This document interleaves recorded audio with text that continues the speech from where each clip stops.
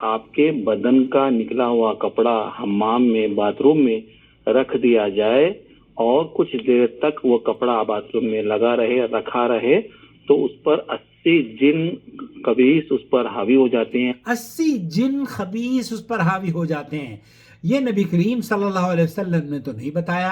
नबी करीम सल्लल्लाहु अलैहि वसल्लम ने हमें ये ज़रूर बताया है कि जब हम बाथरूम में जाएं, अल्लाहुम्मा इन्नी अऊज़ु बिका मिनल खुबुथि वल खबाइस, ये अल्फाज कह लें।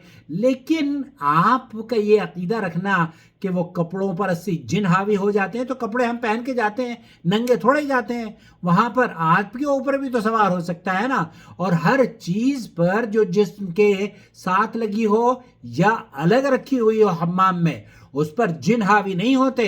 ये बेबुनियाद बात है। इस बेबुनियाद बात से अपने आप को भी बचाइए और शरीर लोगों की शर से अपने आप को महफूज रखिए।